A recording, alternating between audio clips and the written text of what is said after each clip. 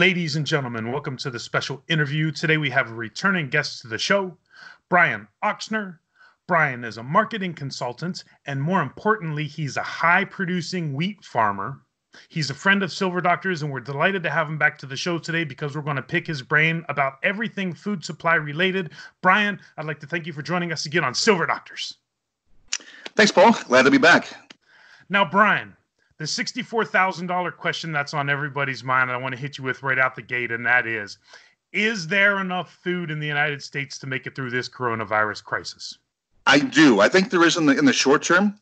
The recent run we've had on, from the grocery stores, part of that's been panic buying, but I think it's also been buying because people are buying while they still have some money. A lot of folks in the service industry, they rely on tips and, to as a good chunk of their income. And when the bars and restaurants shut down, like here in Colorado, they were kind of in a pickle. So I think they're just being prudent and doing just trying to make sure their families are fed for the short term, and buying as much food as they can while they still have the money.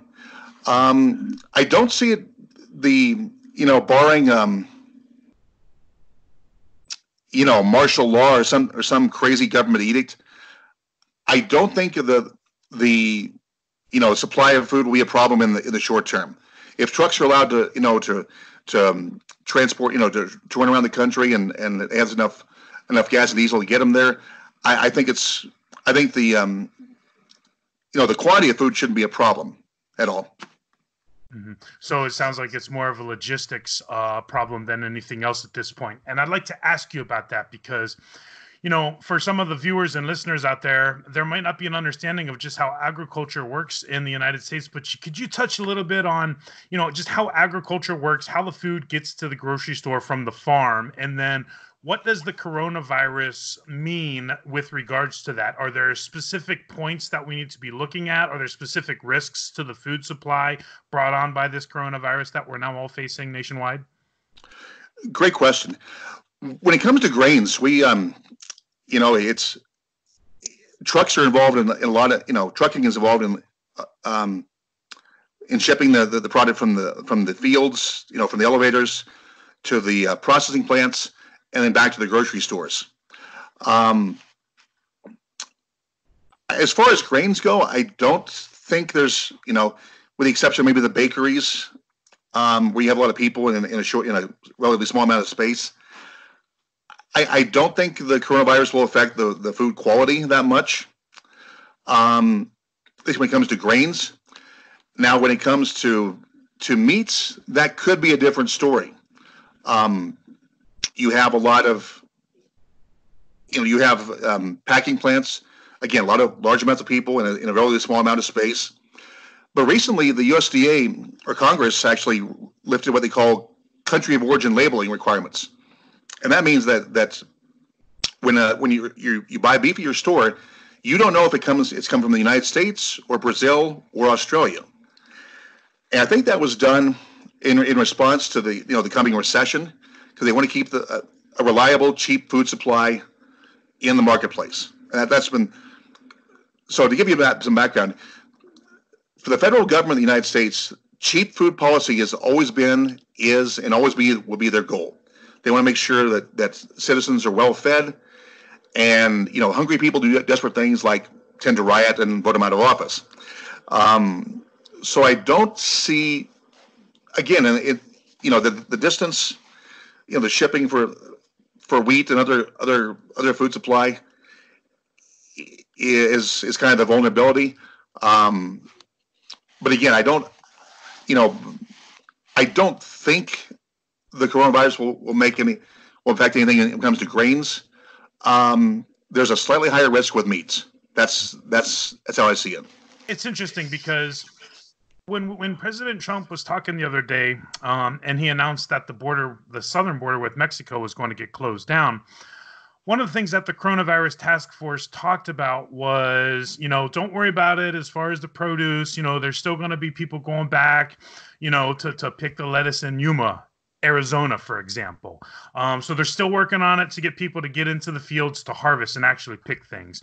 Now, is grain farming, is wheat farming, is that different in a sense that it's not requiring so many physical bodies to actually be bending over and picking up things, or is there something different where even though nations are closing their borders and even though things are shut down, is it able to continue with less bodies per se, if I'm understanding that correctly? Yes, absolutely. Grain farming has gotten pretty mechanized, and not just grain farming, but grain processing as well. It requires fewer employees, fewer people to harvest, transport, and process the grains. So, really, the use of Mexican immigrants to harvest, produce is more with, like with fruits and vegetables and those kind of crops, but not so much with grains. And with GPS technology, you almost don't need a driver in the tractor anymore.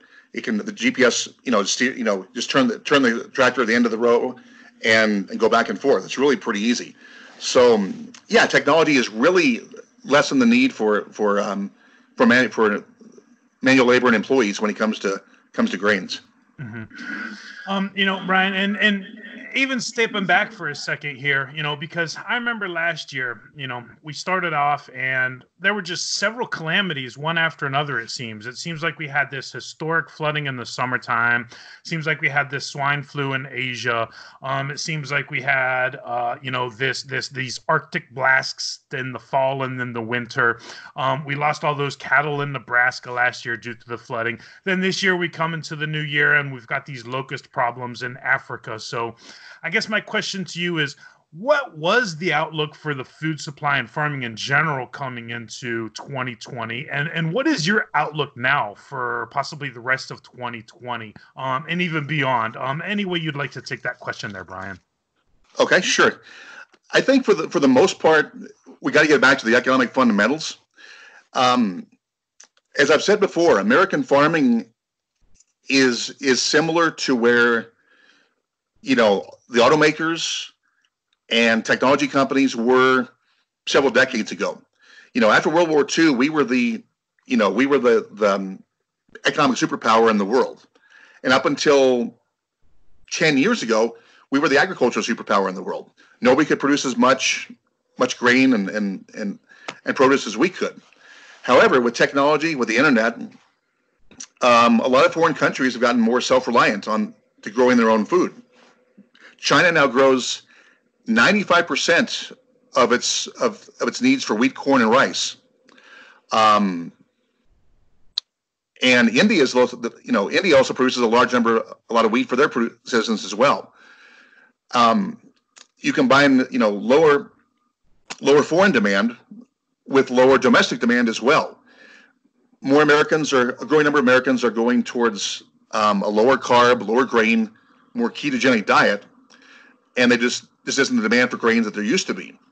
So you combine lower foreign demand, lower domestic demand, along with sustained continually high supplies of grains, and that just spells for a pretty mediocre outlook for grain farming. So I think that as long as farmers can hang in there, they'll still keep growing, do what they have been. Most farmers will still keep growing grains.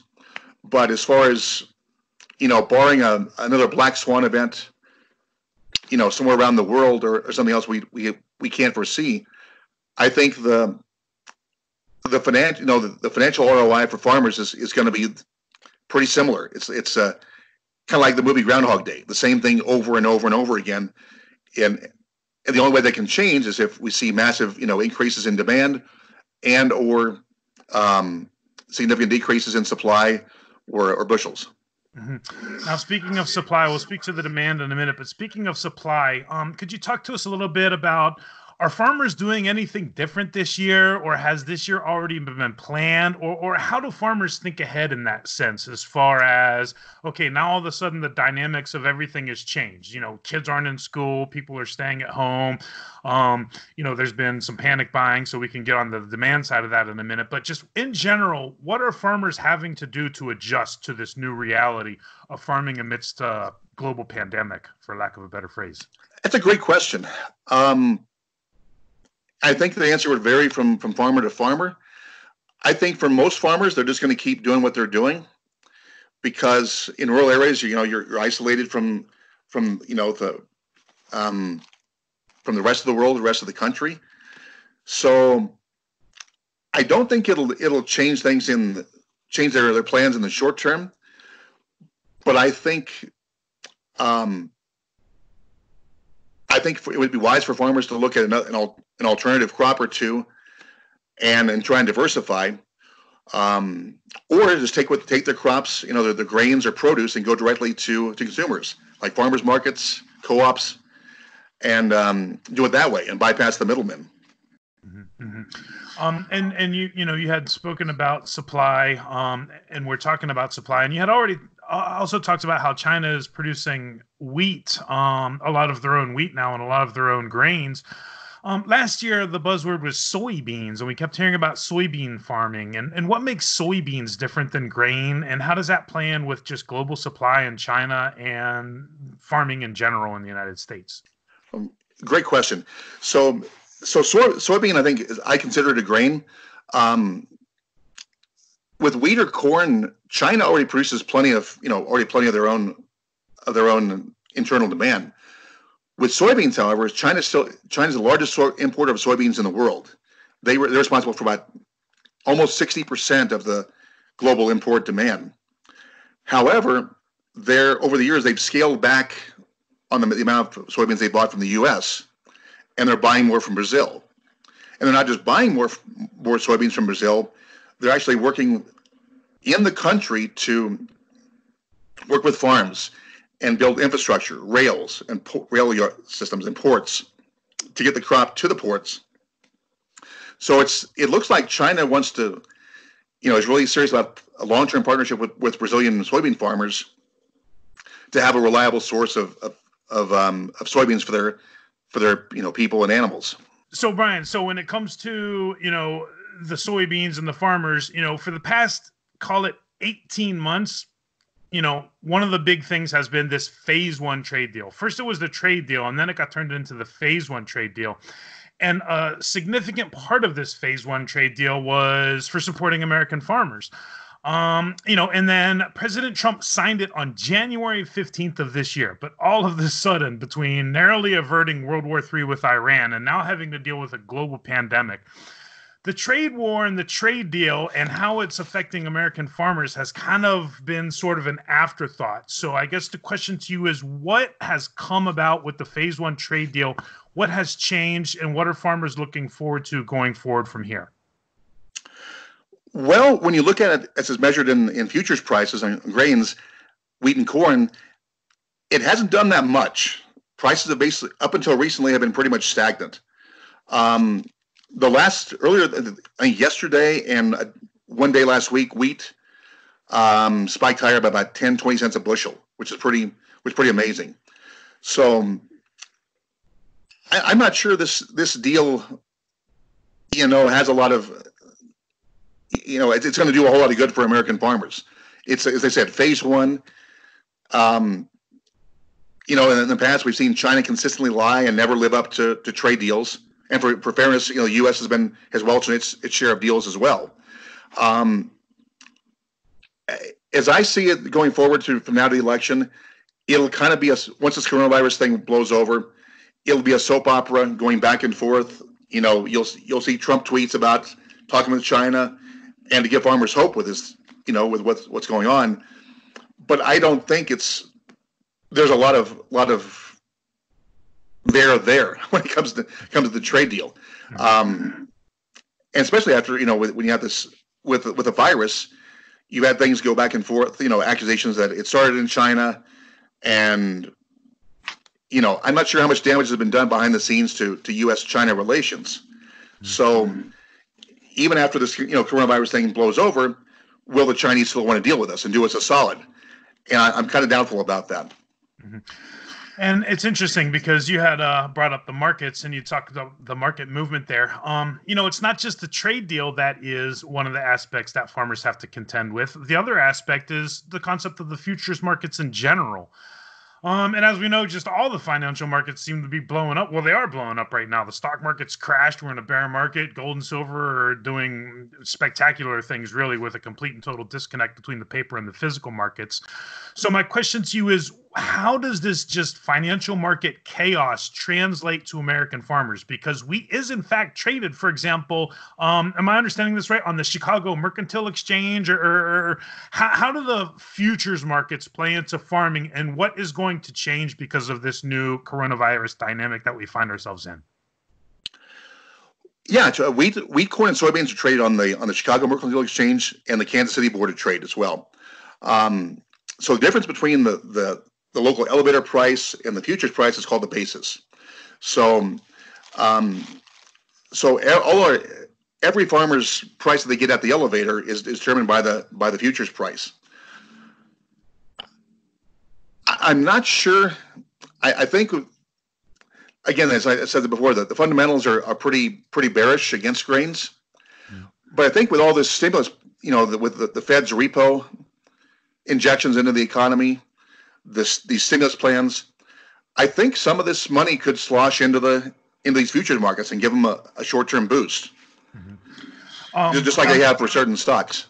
And if I could cut you off there for one quick second, Brian, it's interesting because this is new to me, and this is great, and I appreciate all your insight on this, because what I'm understanding, if I'm understanding this correctly, is it's just like with gold and silver, right? You got the futures price, and that's what all the dealers price off of. But then you got like the price for an actual gold or silver coin in your hand, and that's different.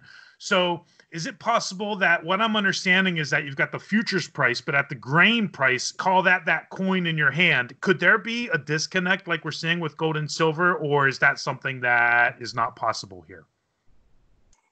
I don't think that's possible in the short term.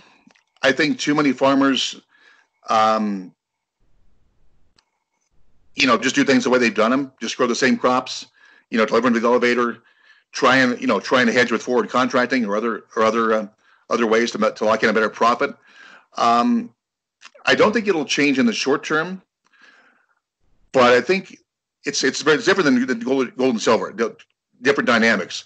I think it would take a lot for that to change over time. So I think it'll probably remain status quo for the foreseeable future. And is part of that have to do with the fact that we're dealing with something that's perishable, right? If we're talking about corn or wheat, that's something that you can't just store in a vault somewhere and then work the price in the futures market and the physical supply one way or another, because you're dealing with something that needs to actually be consumed here. If I'm understanding that at all correctly. Well, with grains, they are storable for a period of time. So some farmers have bins on their farms, use home storage. So if they aren't getting a good price at the elevator, they just put them in the bins at home and then wait for prices to get better, and then take it in the elevator when the price gets to an acceptable level. So yeah, it's there is some storability to grains. It's usually about 6 months to a year. And, Brian, I'm kind of torn here because on the one hand, we see these coronavirus cases are just, shooting up, and it's starting to get exponential here in the United States with the number of cases and the number of deaths and everything on a daily basis. But on the other hand, we're now starting to hear this push to get America back to work. So my question for you, Brian, is if we're still sitting here with kind of like lockdown, quarantine situations near the end of this year in 2020, what does that mean for next year? What happens if this pandemic doesn't cease over the next year? What does that mean for the food supply going into 2021 and 2022? What do you see? How do you see the landscape changing here if this pandemic doesn't subside like everybody thinks it will this year? Wow, that's a great question. I'm not sure. I think governments have to get people back to work soon, because once they see their tax revenues come in, they're going to see a big hit. I think in Denver metropolitan area, you're going to see a pretty big decrease around Colorado and around states around the country, with bars and restaurants shutting down, that the governments aren't getting the tax revenue they want. So they're going to they'll be forced to open things back up at least somewhat. I can't see a total shutdown, or else you're just going to have. It could be like Mad Max, the original movie. I'm saying that half jokingly, but in all seriousness, that's. I think from people I've talked to, they're freaking out. Some people are freaking out, and a lot of people don't buy what we've been told about the coronavirus. It's that big a deal. Again, I'm not a scientist. I'll admit there's more that I don't know about coronavirus and spreading of diseases than I do know. When it comes to anything nowadays in America, you have to worry about it being politicized. And I think this has been a huge political football for a lot of politicians. I think as I see it, Democrats and liberals will do anything they can if they think it'll hurt Trump and get him out of office. But I think it's blowing up in their face. I've seen people talk with hardcore Democrats around the country and saying this is BS. We don't believe it. So, but get back to the answer. I don't know. My crystal ball isn't quite that good, but I don't think it's going to be as bad as some people say it is. Governments have got to get business back. Get businesses back to normal or as close to it as possible, or else they're going to be starved for tax revenue, and they need that to keep going. But to wrap the answer up, I don't see it being food supply being a problem in the short term. But if they do keep this lockdown on, for longer periods of time, it could be a problem in the long term. That's the best answer I've gotten. And we're starting to hear these phrases again, like victory garden, back from World War II, where people would just kind of like plant some tomatoes in their backyard or something like that. Right. Maybe, I don't know if you have some recommendations, but like we hear 2 weeks, right? And on our live shows, when we were doing our live shows before we got demonetized by YouTube, I was saying 3 months. If I think, maybe the Mormons, I think they used to say 7 years, and I think that has to do with like biblical terminology and timelines. But just in general, what's a good food supply that, say, a family should have? Should it be 2 weeks? Should it be 2 months? Should it be 2 years, 7 years? And then, following that through one step further, what are some things that a person can be doing on their own to help get them through this crisis when it comes to food, such as planting tomatoes in their backyard? Is now the time to do it? Do they still have some time to make these decisions? Or any way you would like to take that question there, Brian? Okay. Yeah, I think definitely it's always a good idea to, if you can grow some of your own food, that's the best way to go. It's the cheapest way to do it, number one. You know how it's being grown and what's being put into it. And I think that's definitely a good way to start. I think tomatoes are a good start. I'll have to get back to you on some other good crops or good plants people can grow on their own. But if people can get out and about, if you're in a suburban urban area, I would do an online search looking for companies that sell directly from the farm to the farm to fork or pasture to plate, as they say. You can get some good deals on good food, and most of it's grown without pesticides, without steroids as far as meat goes. Or if you don't know, just take a drive an hour or two out of if you can do it, if you're not shut down or not in lockdown on a weekend, just drive out to some small towns and just ask around and see what people if people know any farmers that are selling produce or where some good sources of off the farm food would be. Mm-hmm. And is it too late to start a garden for this year, or is not too late to start a garden for this year at home? Oh no, not at all. This is about the perfect time. I mean, we're just starting in spring planting season.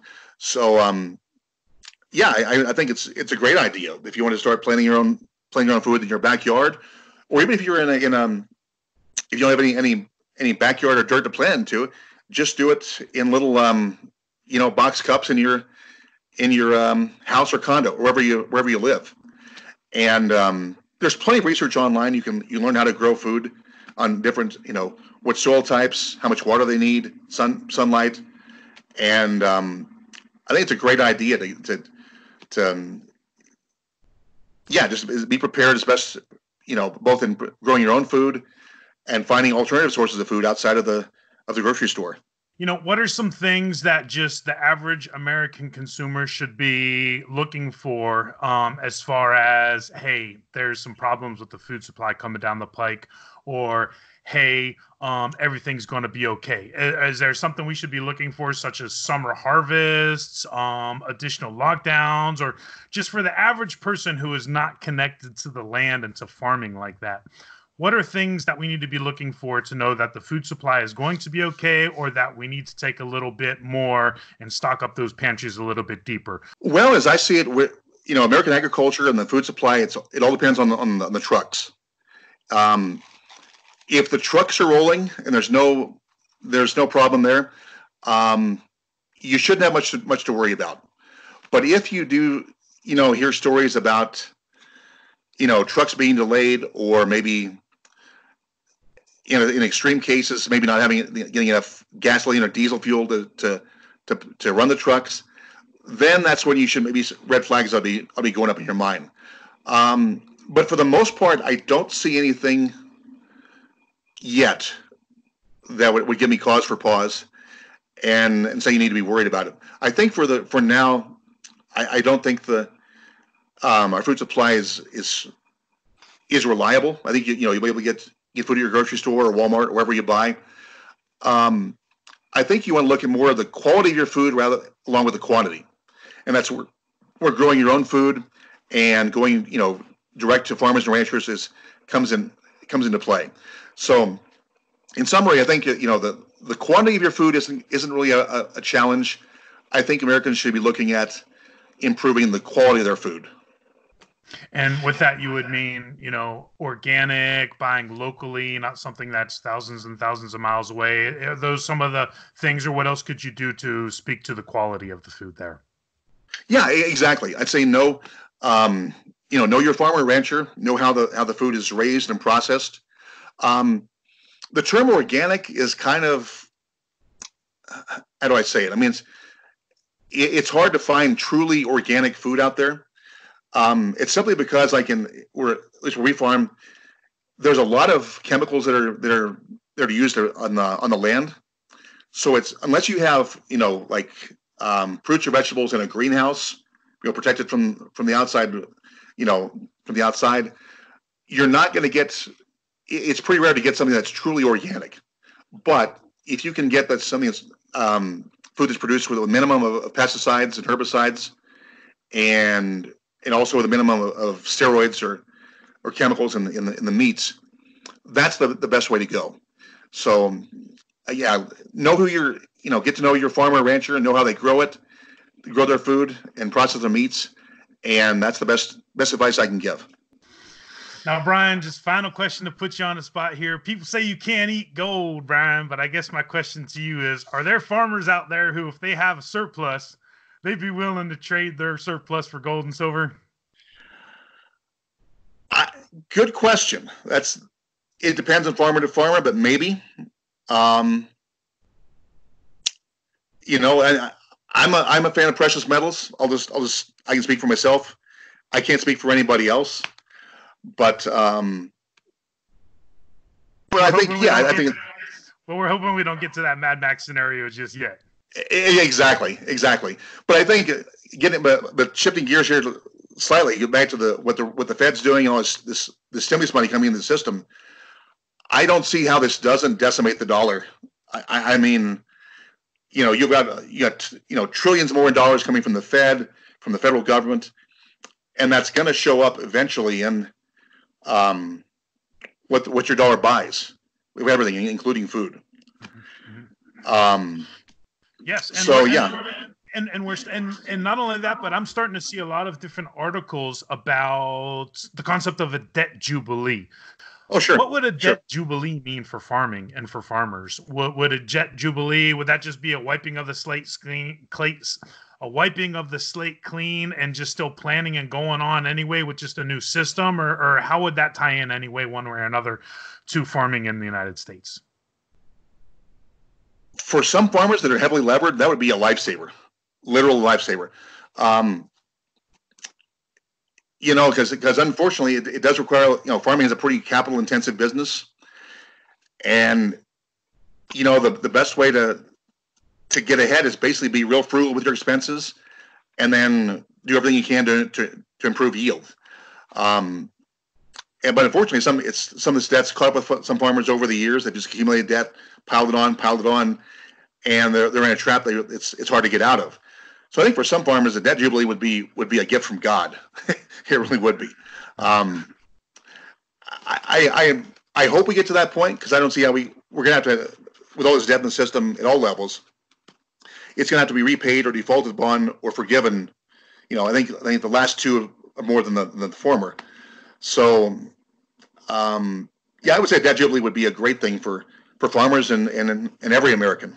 So you don't see food price inflation, and just summary here, as something that is going to be taking off this year. And you also don't see problems with food supply overall. You see the farming system in the United States holding together, and Americans being able to get through this crisis fed with energy, nourishing quality food, ready to move forward on for the next challenge as we get through this crisis. Yeah, I think it's okay for the short term. I think through 2020. Now the price, the price is going, food price is getting, food price inflation showing up. We've already started to see some of that in some areas. So I would tell your listeners, if you do shop pretty frequently, keep an eye on your prices over a period of weeks. If you see something kind of creeping up, maybe be on the lookout for that. Maybe find some substitutes for that, or again, go direct to farmers, or grow your own. I don't see a big food and price inflation yet, but again, with all these dollars that are being pumped into the system by the Federal Reserve and by the government, it might show up there eventually. That's the best answer I can give. Brian Ochsner, I'd like to thank you for joining us again on Silver Doctors. You bet, Paul. Glad to be here.